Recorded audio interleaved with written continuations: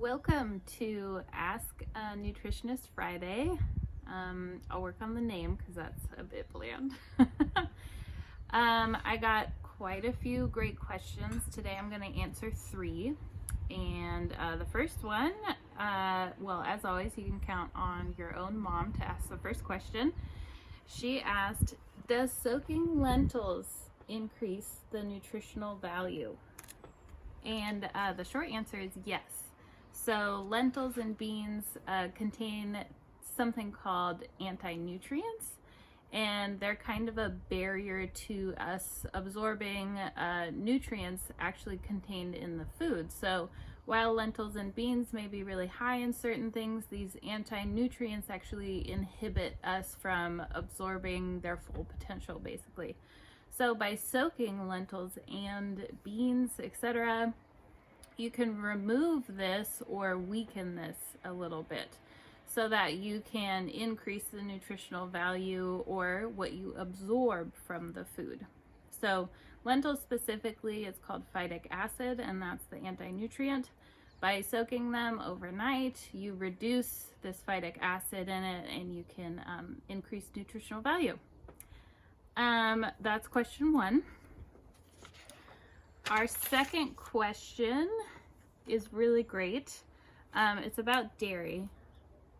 And so the question is, I'm sensitive to dairy. I have a reaction to it. Does the type of dairy and or whether or not it's grass-fed matter? So I think this is going to apply to a lot of people, just about everyone, because, well, let's talk about lactose. So lactose is the protein found in milk that just about all of us react to. We have the enzyme lactase when we are born, so we can drink mom's delicious, yummy milk. However, as we wean off of that, which happens eventually, we start to, we no longer have lactase. So we have very little amount of it, which is why if we don't have this enzyme, it's really hard for us to actually digest lactose. So that's where all of us get this reaction to dairy. Now, it can be in different ways. So this specific question was around acne and bloating, and so that is probably common in a lot of people. So type, I'll start there first. As dairy is fermented, it's actually reducing the lactose content because those sugars are being eaten. So a longer fermented cheese like Parmesan, anything that's been aged for a certain amount of time, I would say like over 2 months, I would start there, is going to have a much lower lactose content. And actually, if it's been fermented or aged for a very long time, then there could be next to no lactose in there.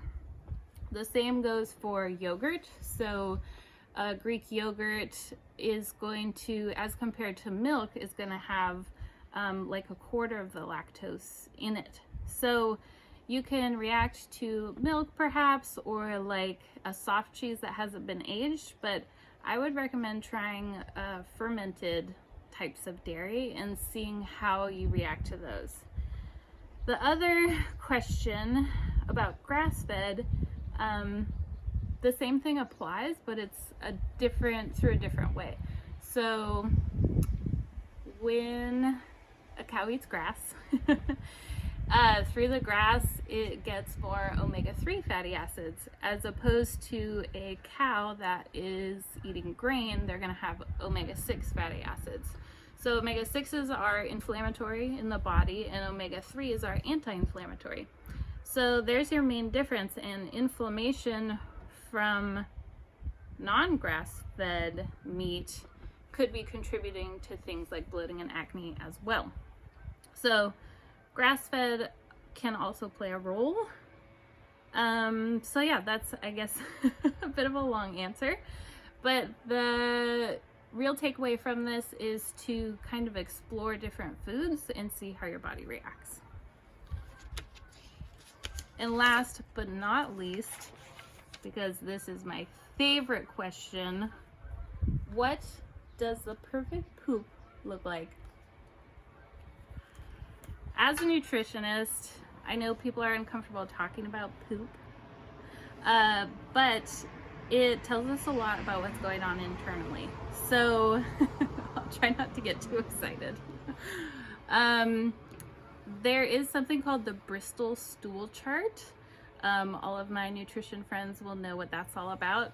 This actually is just a range. It shows you different stools and everything from like constipated to really loose bowels and what that can mean.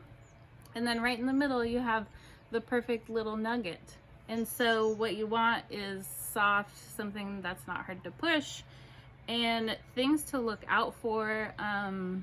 You don't really want it floating. That can be a sign of fat malabsorption. You also don't want fat or like slimy, because that's also fat malabsorption. And then if there's undigested food in there, that can be a sign that we're not digesting properly, or we eat too fast, which happens quite a bit.